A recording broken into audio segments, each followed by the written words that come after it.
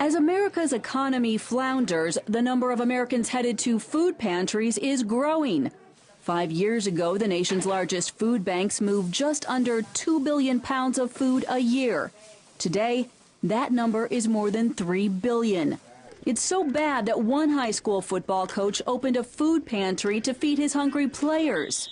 In Oklahoma, we have a high school football coach tell us that he's having students experiencing broken bones because they're malnourished.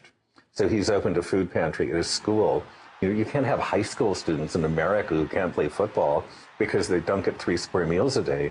Even in affluent areas like Chicago's North Shore, food pantries are on overload.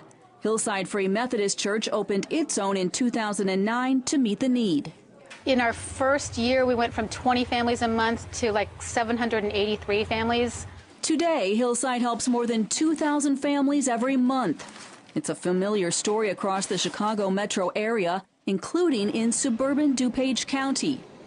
Our increase has been phenomenal. We've gone from about 750 a month to over 1,200 households right now.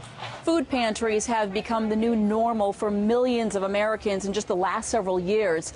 Food banks say that what used to be a temporary fix is now a long-term survival strategy for many Americans. These regulars are often unemployed or underemployed, like Ann Cleary. It's a total change for this corporate veteran who enjoyed a fast-paced career in Chicago with all the perks. I was freelancing and doing well, traveling, going to wonderful places in the winter and, avoiding the cold. And then, 3, 4, 5 years ago, everything just kind of went south. She survives now with periodic work and periodic use of the Hillside Food Pantry. For Yolanda Johnson, a big challenge is putting a daughter through college on just her teacher aide salary and whatever else she can find. I just do whatever I can to make ends meet. I do a lot of babysitting, a lot of staying late at work if they need, somebody to do something extra. Feeding America says more than half of its clients have made monthly pantry visits for at least 6 months. And the situation isn't improving for the record numbers of hungry Americans. USDA research shows more than 48 million people live in homes where food is scarce. At best, they turn to pantries or government food stamps. At worst, they must simply eat less. Single dad Daryl Kelly tries to limit his visits to the DuPage pantry, but all too often now, fewer hours at his job as a mechanic make it tough to feed 4 kids.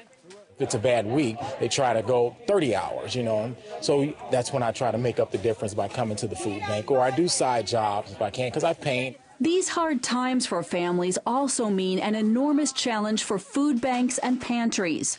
Some bright spots: grocery store chains have stepped up, donating millions of pounds of food each year.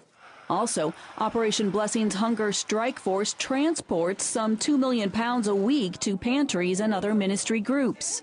And then there's the concept of rescuing food. For example, farmers market vendors in Evanston, Illinois recently donated these vegetables, considered past perfect, to area food pantries. And Feeding America believes the potential is huge.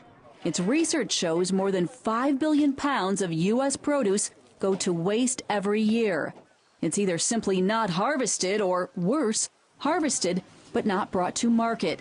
Either way, it is needed on America's tables now and most likely for years to come. So if the economy gets better tomorrow, it's still going to be a couple of years before the people at the lowest end of the economic spectrum are helped.